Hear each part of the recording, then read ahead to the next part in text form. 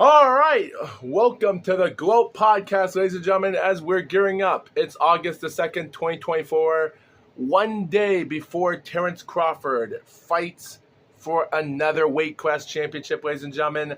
And most importantly, guys, I will say, though, considering what's going to happen tomorrow, considering everything I said about the weight classes and everything else, nothing much to say about that, other than talking about the top 10 rankings in boxing about 3 or so days ago, about who was going to be in the rankings, this or that, and talk about how Jared Anderson might not make it to the big leagues of boxing, even if he does beat Martin Bacall tomorrow, which Martin Bacall might win. I do think 60 to 40% he might win the fight. But for Jared Anderson, even if he does win, I don't know if his body could handle the pressure of a big, huge guy like Bacall. It's crazy. But yet again, guys, who knows? And even for Ruiz and Miller, that's just going to be a really close fight. But to be honest, I'm more interested in the Bacall and Anderson fight more than any other fight on the show. Everything else, I don't know. Also, guys, as for updates, considering I'm not going to make any update about that, I'm not. If you viewers are probably wondering, am I going to make a video about August the 3rd? I'm not going there. I don't think so, and I don't think it's a good time. But mostly, that's most I can talk about. The second update, guys, is I'm actually thinking about putting out the NASCAR Series 2003 season. I actually came up with a start. Mostly, it's just a start, considering I've only been playing out the game for now 2 weeks. So that's because I remember downloading the game on July the 20th. So mostly, I can't say much about it. I've been learning the basis of it, but I'm still having problems trying to get something done there. Like I'm trying to learn how to make my own schedule and other stuff. But if people have those ideas, let me know in the comments. I'm still trying my best to try to make something big out of this. I won't spoil it for you viewers, but I'm actually starting to do an 8-race season schedule, and it's only no more than a short distance of racing laps, depending if my computer can handle long races. If you viewers have ideas of what you want me to do, should I do YouTube gamers? Should I do anime characters or something, or try to support people for YouTube and put their names on so I can make my own schedule and just put your people's names in, or even other people's names on the internet? Let me know in the comments if what you have an idea, and if you say it, I'll do it. So yeah, most importantly, guys, considering with everything going on, I really can't say that there's nothing much to say good or otherwise, but yet again, it's just an interesting start as we speak. The third and final announcement I like to say before I get to the bigger parts, first of all, I will say this. The first of the third announcement I will say, though, guys, is this. My YouTube account of my third YouTube channel, SlyFoxGaming, has been having problems because YouTube actually blocked my YouTube channel and another channel for no reason, considering I did not upload a video on SlyFox. So for reasons why I'm getting reported for some reason, I don't know why YouTube is doing this to me. I didn't do nothing wrong on my SlyFoxGaming channel, which was supposed to be my gaming channel, which I was planning on doing it for this series. Whether it's true or not, guys, I don't know how many people are going to watch my content, because I've been trying to go online and people just don't even have the brains to go down to the description and just find I have other YouTube channels. I don't know why my YouTube channel disappeared and why YouTube blocked it away and now it's red flagged for some reason. I don't know. As for this YouTube channel, it just seems like people aren't really caring about me as much, so we just have to wait and see what would happen. And finally, mostly considering with everything being done here, I will say this, though, that considering, while I am, just to let you viewers know, because guys, my YouTube channel, FoxWolf, as the channel that you're watching right now, was originally supposed to be nothing but reaction videos and just stuff to make through and doing podcasts. I've been trying to do other stuff with my other channel and ask people to do other stuff. Like, I even have another channel called JayMetal, which is a term word for baby metals characters as Sue Metal, Momo Metal, Moa Metal, Yui Metal, Momoka Metal, and I thought of JayMetal because my name's Jason, and my YouTube channel is almost the same thing as Brian Zane from Wrestling with Regret, the guy that reviews pay-per-views, and he talks about this or that of each match and does star ratings for each match and such, and he gives his final grading. My channel of JayMetal was supposed to be, I'm going to review an album, I'm going to review several albums from a band, rate each of their albums of which is good or which is not, and try to put them together. Like, I actually did that a few years ago called With Men at Work when I tried to do it, and I tried to put in multiple videos, but I tried to cram in splicing videos and other stuff on my content while talking about it because I tried to make it more professional than Brian Zane, but it was so bad, and surprisingly, YouTube copyrighted it. I even had a viewer that actually made a comment before it was copyrighted, and he said that the video is terrible. I hated it.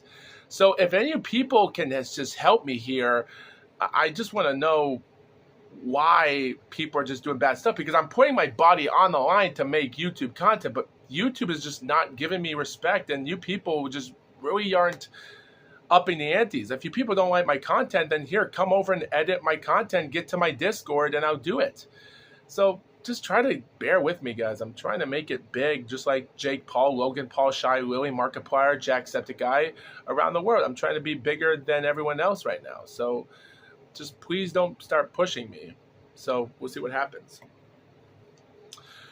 Okay, guys, we're almost 7 minutes into this podcast. With all that stuff out of the way, let's talk about the first topic. And mostly, let me type out, let me see what his name is again.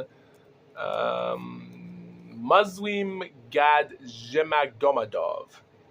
Again, I'm still trying to pronounce his name.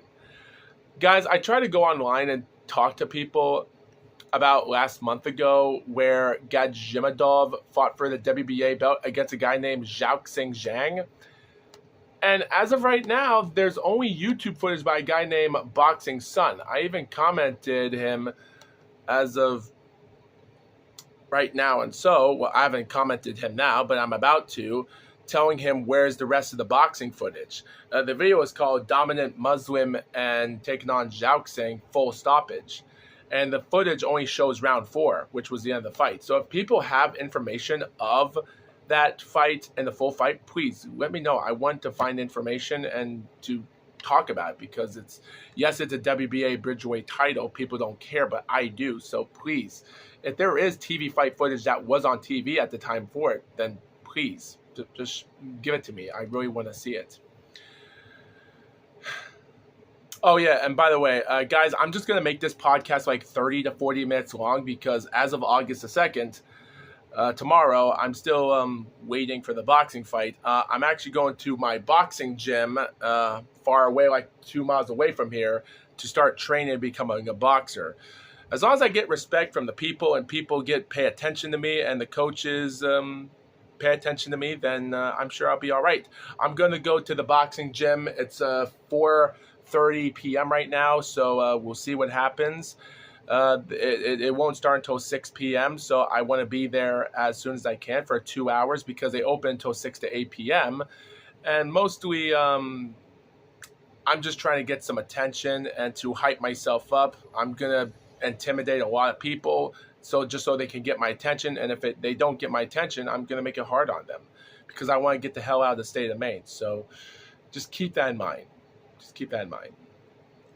Anyway, so guys, Xiaoxing Zhang, China, guys, considering I'm only doing 2 topics right now that is full of topics to talk about, this is most of the second last topic of the video today, even though we're 9 minutes into this podcast.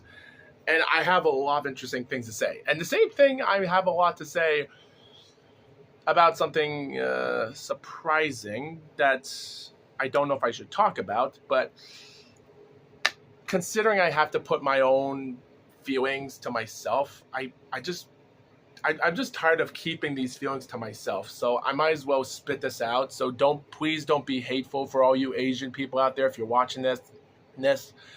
I'm just trying to put some points here. So guys,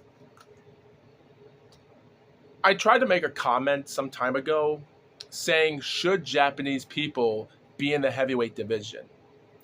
Should they be in the cruiserweight? Should they be in light heavyweight? What's the best weight class to be in if you're a Japanese person? Like, yes, in minimum weight, autumn weight, but what about the higher rankings? Should you deserve to be there? At the end of the day, guys, there's a lot of countries out there that don't have the mobility or even the herbs of or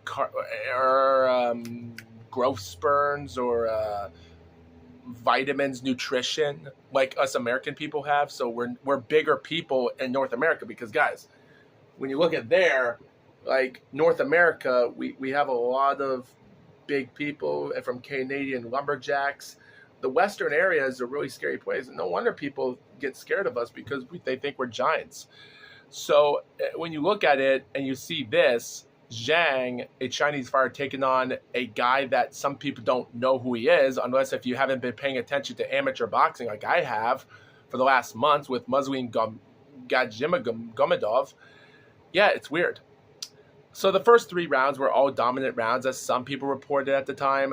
And what makes it weird that this judge, 2 of them named Guillermo Perez and Arbaez, scored it 30-27 for Muslim. But this other judge named Pinit Prayadsab scored it 30-27 for Zhang. That doesn't make sense.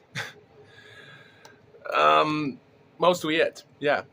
So guys, the only fight footage we have is the video by Boxing Sun, and I like to talk about it in fullness. So the footage shows Zhang just attacking Muslim. He's trying to get him to the ropes. He pushes him to the ropes, throwing the better punches he tried to. And surprisingly, Gomedov tries to push back. He did punch him in the head at once, and the referee gave him a warning from the back of the head. Gomedov was just, like, Gomedov is somewhat in the amateur boxing world, so he only has 3 wins at his time. And mostly, I will say, though, it was a pretty tough fight. Like Zhang is trying to go upstairs, punch him on. Zhang is just trying to throw in punches as best as he can. There's one moment where they were clinching each other a little bit, and Muslim was actually somewhat like elbowing his chin for some reason in 30 seconds of the fight.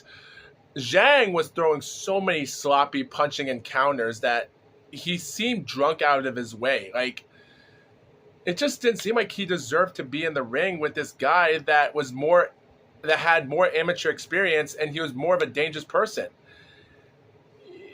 And like, there was times that Zhang did land good combinations, but he didn't have what it takes. Like, Muslim's 27 years old, and he hasn't like there was times that they were clinching and keeping each other off because it was hard to keep them off while at times we were clinching. With only 1 minute 30 seconds of the fight, we see Muslim throwing multiple punches upstairs and jabs. He's throwing body punches. He's throwing other punches back and forth, uppercuts. Like,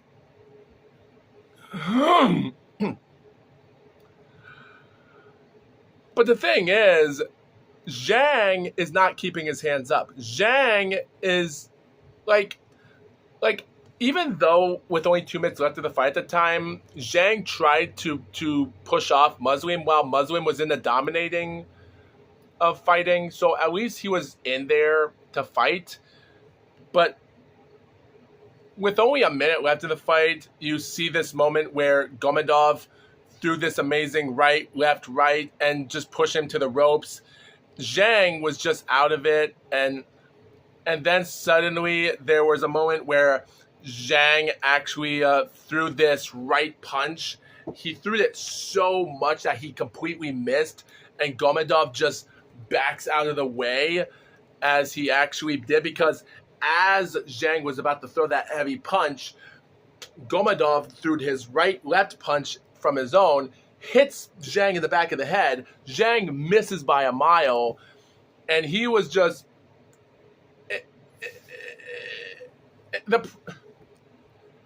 and what's even crazy, because the commentators even pointed it out, saying that Zhang is throwing those massive right hands with the only problem is that Gomedov can see them coming all day long.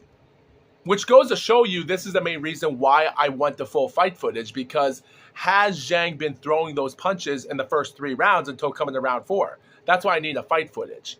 But anyway, the fight comes to an end. Zhang's nose is bloody. Gomedov is still throwing punches. Zhang tries to throw left up downstairs. He throws, misses. Gomedov punches him back. 15 seconds left of the fight. Out of nowhere, he throws right. He throws left. He's throwing jab after jab. He backs him the ropes. Referee stops the fight. Zhang's second title fight is over. Guys, I will say this, though, about... I will give positive to Zhang here. A couple positives, but there isn't a lot to say about it.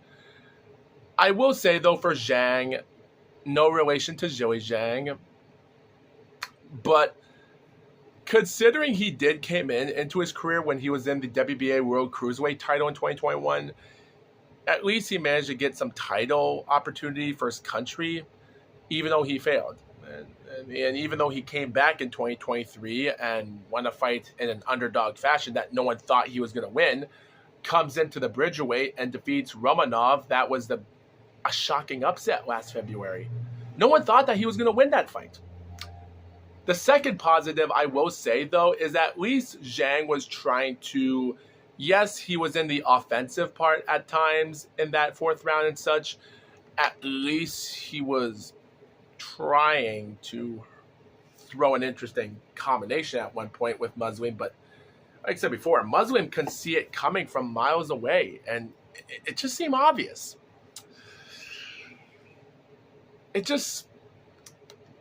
But he did try for what he tried to do. It really did. But guys... what makes this moment interesting is reading the comments on the channel, because there's only 12 comments mostly on this guy's video, and there's a lot of truth to it, and even though it's interesting enough. Because there were times that there was some truth to it. Because... guys, when you have Zhang, there's so much lack of intelligence and technical types. Because as a Chinese boxer, there's not a lot to you, because there's not a lot of Chinese champions in boxing. Now, do I think Zhaoxing Zhang's boxing career is over? Yeah. He went 8 rounds with Riyad Murray in 2021, but this fight, he was in 4 rounds. He got dominated in both championship fights. He had a couple of title fights. If someone gave him one more or something in a heavyweight, there's just no way. And it's even hilarious because there's a comment about some days ago named Contest Savini. He actually did said that even though his career ended tonight, the one who surprised us is the unknown Muslim, a very good, intelligent, and even hurts. We look forward to more challenging tests. The thing is, we don't know if Muslim is going to go full pro because, guys, even the IBF lightweight champion, Beatrice Ferrari, IBF champion, she's in the Olympic Games boxing. It does give me a headache. It really does. But what makes it interesting is that another guy named Garan4444 actually talked about how underwhelming Muslim was, expecting more than he was, as even though he did say that this was not a world title quality fight, as you got to get the Bridgerweight division solidified before we truly get the best of the best fighting another in this new division. Yes, he's not wrong. And there's even so many crazy replies, like VQ2WT said they should get rid of the Bridgerweight, just another way to make money. That's the problem. It's not going to go away. The Bridgerweight division is not going to go away because you just said it. It's all about money. And that's what suffers as a result in boxing because of this.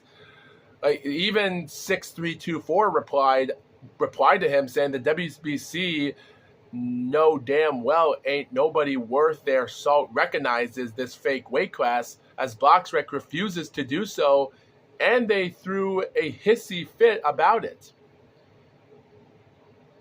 Yeah, like, at the end of the day, like, if you viewers have heard the history about the boy that saved his widow's sister from a dog attack, which his last name was Bridgeweight, a little kid, so the WBC honored him for his commemorative of saving his sister in 2020 due to COVID at the time. But yet again, yeah, honor him as it, but not as a weight class. It's just ridiculous when you come up to that. Oh, yeah, and even these other replies, like 3374 stated, it's his 4th pro fight. He'll get better. Yeah. And another guy named Jack Nicholson, 8246, replied to VQ2WT as well, saying, you are only mad because with Bridgeweight, more Europeans will be champions and not Americans. Well, yeah, at the end of the day, he's not wrong, because after what Mitsuru Brandon Tajima, the Japanese fighter, did, losing 50 or so pounds to lose his first fight in the Bridgeweight, yeah, he's not wrong. Even about some days ago, WT replied to him saying, I'm not an American from the UK. I don't give an A about America. Just don't want more BS belts and weights in boxing. Yeah, again, yeah, but there's nothing you can say about that. I will say, though, some of the other comments here, like Michael Burbank stated, both are hacks, boring, look like amateur. Yeah, because Muslim is an amateur. That's the whole point. Jack Nicholson made his own comment stating, blacks mad because casualism, Caucasians have more one champions. Dude, I really don't know what to say about that. And also, speaking about Contessavini, he also commented this that was interesting. The Russian boxer demonstrated that he punches hard but also knows boxing. The mastermind of the situation was the Chinese Zhang, who, after having knocked out Wilder, Joey Zhang he's talking about, question mark, was convinced that he could knock out any boxer currently present in the heavyweight category with his power right hand. Conversely, the match with this unknown heavyweight, I believe Russian or Caucasian, highlighted the weak points of the Chinese heavyweight. He doesn't know boxing. He has no technique. He doesn't know how to hit. He doesn't know how to dodge. He has no footwork. His boxing history shows that every time Zhang was forced to fight on a tactical and technical level, he always lost. With this illustrious unknown, he would have ended up KO. The referee saved him. Now let's talk about Russian. We know little or nothing about him, but from what we saw tonight, we can say that he is a good boxer, good technique, intelligent, good footwork, knows how to fight from the throw-in, and hits hard with precious. We need to see him in action again. For me, it's worth. And then suddenly, around that time, someone named Frank replied to him saying, Joey Zhang knocked out Wilder. This Chinese boxer had knocked out the Russian Romanov. Well, at least someone got to him first and made his mistakes. Yeah, why did Contessavini actually thought he was talking about Joey Zhang and not Zhaoxing Zhang? Just to let you viewers know, I want you viewers to know one thing. Every time, viewers, listen to me. Every time you hear a Chinese person's name and his name is Joey Zhang, Joey is his last name. Zhang is his first name. Yes, you viewers might think to yourself, why do Chinese people actually spell their last name and put it to their first name and their first name to their last name? Well, that's the tradition they do. People think Zhou is his first name and Zhang is his last name. Zhaoxing is his first name and Zhang is his last name. No, Zhang is your first name. So every time you read some Chinese person and you say the name is Zhang, keep this in mind, the last name Zhang is your first name. So Zhang is his first name and his last name is Zhaoxing. Zhang is his last name. So keep that in mind, they're not related. Just because they have the same last name of Zhang, they're not related. I know you viewers are confusing, but it's confusing enough already. But yeah. Guys, I don't know if I should talk about this. Guys, this is the last topic I want to talk about. This right here, from the comments, the information, and what we saw about Zhaoxing, I think it goes to show you viewers, and considering Zhang is still in the rankings, hell, if Zhang's next fight is going to be against Martin Bakal, Bakal will win, because Bakal's resume is far better than Zhang. Zhang's 20-0 career in 2014 and 2018 were fighters that he did not take on that were not top contenders. Yes, he was WBO Oriental, but that doesn't make you a big hit. But I just see that as a problem. But guys, this last topic is just might be hard for some of you viewers, but man. Guys, what makes boxing so hard for difficulties for all fans is that for Asian boxers, including Japan, they have the techniques of being world champion in status. But the thing is, because I'm talking about Japan mostly more than China, Thailand, South Korea, the Philippines, even India, Indonesia, Malaysia. Like, yes, those countries do have interesting talent for boxers. And you viewers are probably wondering yourself, what about Uzbekistan or Kazakhstan? Now, just to let you viewers know, those are Asian countries. And if you're wondering where the Asian countries are, like right here. Uzbekistan and Kazakhstan are next to here. From this point right here is Kazakhstan, next to China and on top of Russia, or on the bottom. Uzbekistan is right there. Like, this whole area section here is more talked about for me to think of that these people have no chance of being in the top division of boxing.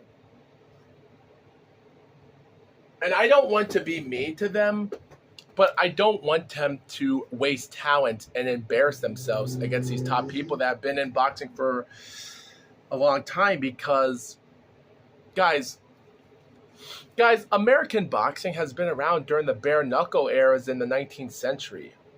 Like, man, that's you can't handle that type of stuff.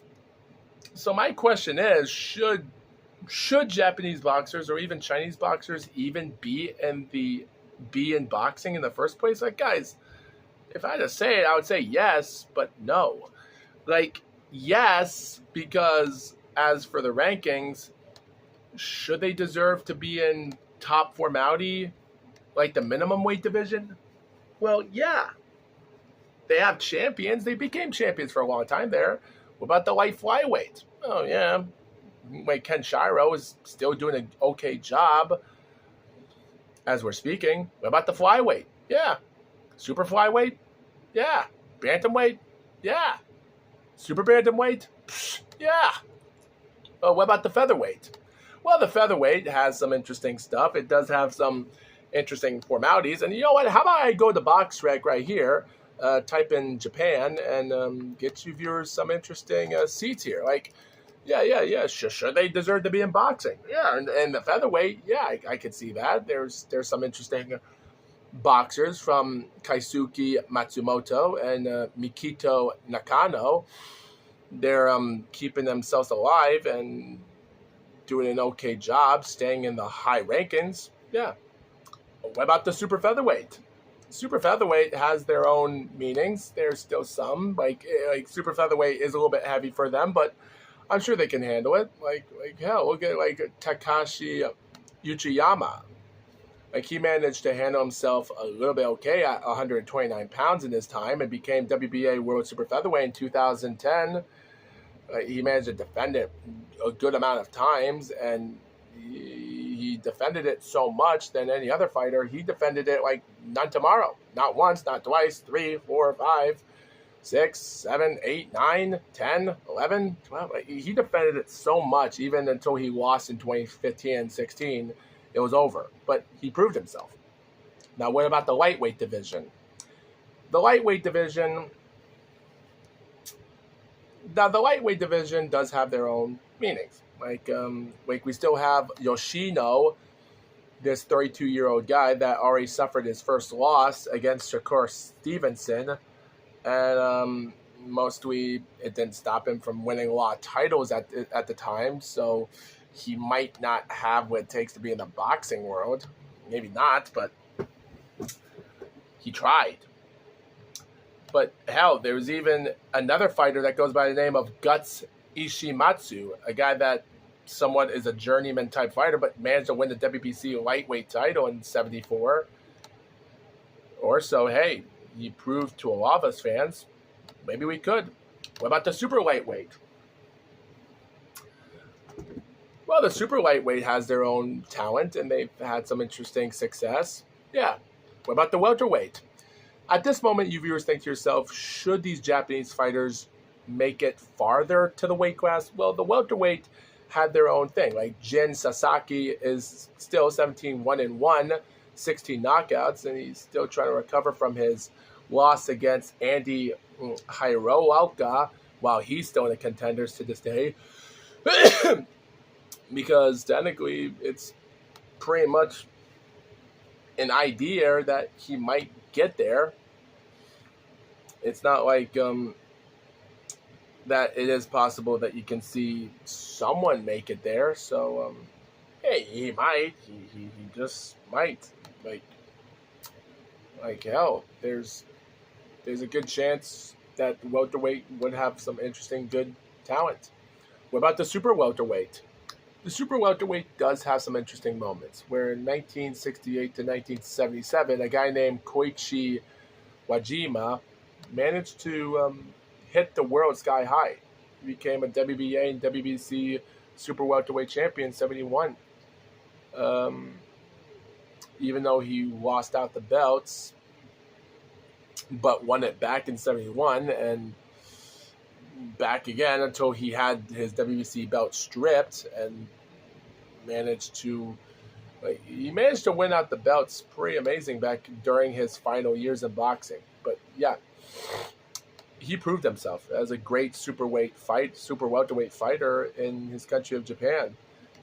It's pretty amazing that he could actually do that due to the weight class he was in. Because guys, the weight class back then, Wajima was 154 pounds as a Japanese fighter in 15 rounds of competition. Man, he was a real undisputed champion at that time in the 70s. Yeah. Now, what about the middleweight? At this moment, guys, is when I think to myself, it's time to stop. Time to stop it there. Because at this moment, I just don't think another fighter can make it to the rankings. But then you look up like Shinji Takahara, and in his 25 professional fights, he managed to squeak out fights in 89 and a bunch of his wins. But his resume, considering he was an Oriental and Pacific Boxing Federation middleweight champion in 1991, but some of his resume and his fights weren't that big. The fighters he was fighting with didn't have great records. They were South Korean type fighters, and some he defended it from all the way from until 1995. But yet again, he had to earn a little bit of his keep. But until in '95, when he took on a long-time winning streak fighter of George Castro, 98-4-2, and how he took him on and won the 12-round fight to become WBA World Middleweight Champion, only to lose against William Joppy 6 or several months later on June the 24th of '96, which made him retire. Still, it was interesting nonetheless. Like, say what you want to say, but like, it is. So it was an improvement for what he tried to do. And then you go to the super middleweight and you look at it and you do realize that it's a little bit harder because, like I said before, like when I look looking at the boxer's resume, like Yuzo Kiyota, 29-5-2 from 2002 to 2016, his resume of fights were not that much to talk about. Even Yuki Nonaka, a guy that's fought for 25 years now, and his last fight was a win for an Oriental belt. Say what you want about this guy that's fought for a long time, but yet again, he's never succeeded much, considering he's in the super middleweight. There's enough fighters that you think yourself have a chance, but there isn't a lot. Like, literally, there isn't a lot because of this. Like, when I'm looking at this and looking at the information, like, yes, we did have Yoshinori Nishizawa. Like, he did box for the title, for a super middleweight title against Marcus Bayer back in 2004, which he put in an okay hard. He knocked out Bayer in round 2, but lost the fight. Even in 2004, he did fight against Anthony Madim for the WBA belt. So he did prove himself at the time and managed after suffering losses in his career, and he went on. Like, he lost a light heavyweight fight in 2010, but still, nonetheless, he did actually prove tough. But yet again, in the super middleweight, guys, 161 pounds to 168 as a Japanese fighter. Just so you viewers know, Japanese don't have a lot of large portions of food, because for us Americans, we eat and malnourish with vitamins and other stuff that makes us big and strong, and we grow really big due to our growth spurts. In Japan and other countries like China and such don't have a lot of portions of food as much to make them grow. So it's hard for me to watch that and to see this guy that might need to eat more food and actually grow up to get big and strong and try to take on his tough competitors. That's a tough, really tough thing. Now, no offense, I'm not trying to be mean, but I'm just trying to bring a point here. Now, what about the light heavyweight division?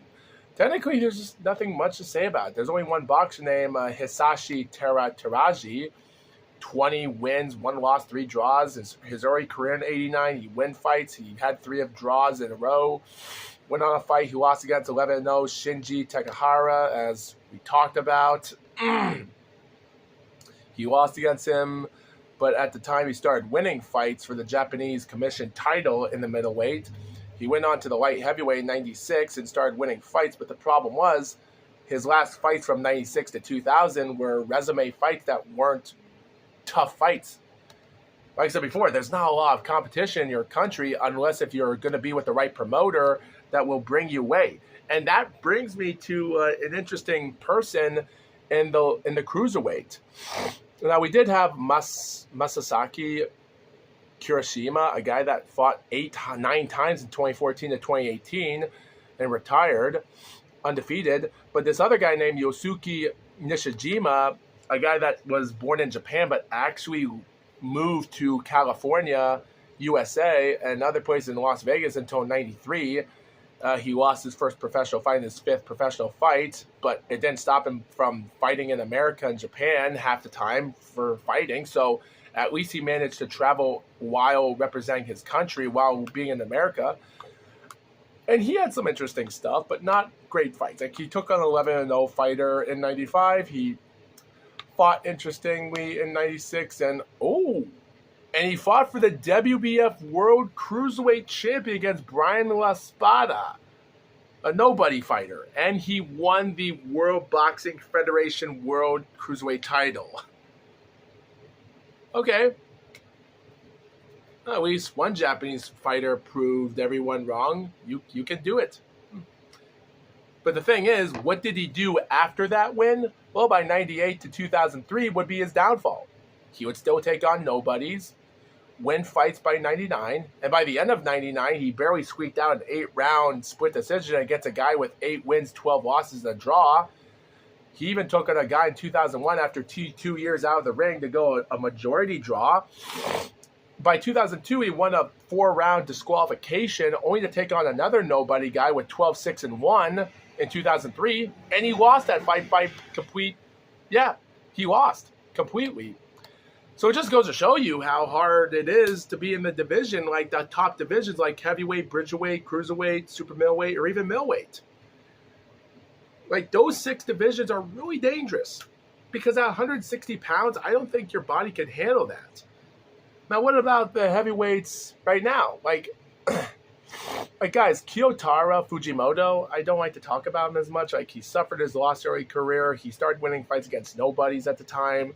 2019 loss against Darren DeBlois, and that was the end. That was the end for Japanese boxing. And even Mitsuru Brendan Tajima, and right now for him, like, yeah, I don't know what to say about him. Like, he's already becoming a bust already as well.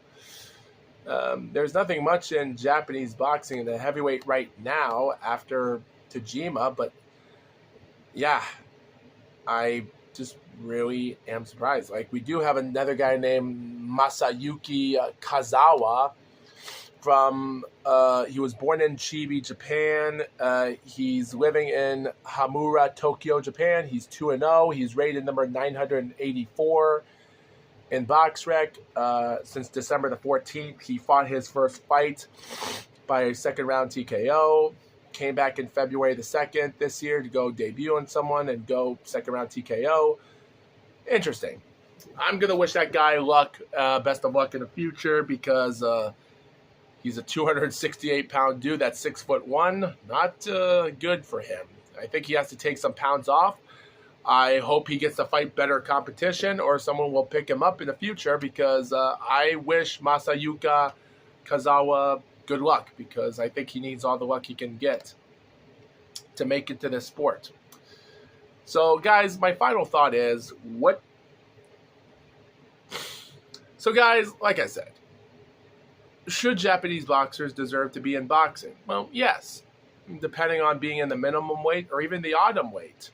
If a Japanese woman wants to go for it, then it's up to them. But if you're in the middleweight, cruiserweight, light heavyweight, super middleweight, those are hard divisions to come by. Like, yes, like the guy that became champion in the that won the WBF Federation belt, as I talked about in the cruiserweight. Yes, so he proved everyone that you can do it. So he became the first Japanese boxer to become a cruiserweight champion. So you're close. That's close enough to be a heavyweight champion. If you can become heavyweight champion at one point, then we'll see. But even in Japanese female boxing, there's not a lot of Japanese girls that have the height and the dangerous advantage to take boxing to another level at that weight class. And I get that goes to show you, when looking at some good fighters to atom weight, minimum weight, light flyweight, and even though there's not a lot in the light flyweight as of right now, but there's still some interesting tough fighting that used to be there. Like, the flyweight division doesn't have a lot of females to say that they have what it takes, even though they were some champions. Even a super flyweight champion does have Mizuki Hiruta, 6-0, and she's the WBO super flyweight champion. So she's already trying to prove herself as we're speaking. Even the bantamweight barely did had some interesting stuff with Mio Yoshida winning the IBF belt as of last December, which was a pretty good win. So she managed to prove herself. The super bantamweight, on the other hand, does bring some problems. Like Ayumi Goto, a woman that retired too soon from an 8-0 record from 2015 to 2017, did had some proven probabilities. Even another woman at the time did had what it takes a little bit at that time. So, but yet again, nothing came forward to that. What about the featherweight division? The featherweight division managed to put out Kimika Miyoshi, and at 40 years old, considering her WBA gold loss in June of last year was embarrassing enough. Even her super featherweight loss in 2017 against Hyunmi Choi, technically, that's the closest you could get for being in that division. Yeah, and even the super featherweight division has no difference because there's barely not a lot of females boxing right now in the super featherweight in Japan. Only there were 3 active that were active, but not anymore. What about the lightweight division? Technically, the lightweight division, same. Technically, Fujin Raika, since 2000 and 2013, she managed to box big in the lightweight. She became a WIBA World Featherweight Champion in 2002. She managed to defend out the belt a bunch of times. She holded herself once in a while. And even after winning the IBA Light World Super Lightweight Champion, which is a world title, at 139 pounds. So she managed to prove herself there and also become, again, like a lightweight champion at 133 as well. So she managed to put that in the perspective at 135 pounds. And she did lose in 2008 for the WBC belt and even the WBA World Lightweight belt in 2009 against Layla McCarter. Yet again, I really can't say much about it. Like her WBA run in 2013 was already the end. But still, a champion nonetheless. And even someone named Chika Nakamura had her own ways, but ended it disastrously in her career. Wakako Fujiwara had her own deals in boxing, but after her WBA World Super Featherweight loss in 2019 against Choi, she was already in a done deal as well. What about the super lightweight? Well, the super lightweight only had no more than a couple of fighters, female boxers, in 2005 to 11, and one in 2011 and 2012. Not much of a record. What about the welterweight? 0 Japanese female boxers have not been in the welterweight. Now, what about the super welterweight? Again, 0 in a row. There's just nothing much to say here. Nothing much. What about the middleweight? The middleweight, again, 0. And the super middleweight, yeah. So, yeah, I guess there's moments when you think to yourself, it's not worth it. I think that's the only point, and mostly I'll stick to it just for the heck of it. Well, there you go, guys. I guess the moral of the story is that not every country is going to be good in every weight class, unless if you're an American and such, then it depends. But yet again, you just have to learn from the truth and try to believe in yourself. So, like I said, I wish Masayuki 2-0 heavyweight fighter. I wish him best of luck in the future, and we'll see what happens in the future. So, there you go, guys. That is the end of the GLOAT episode.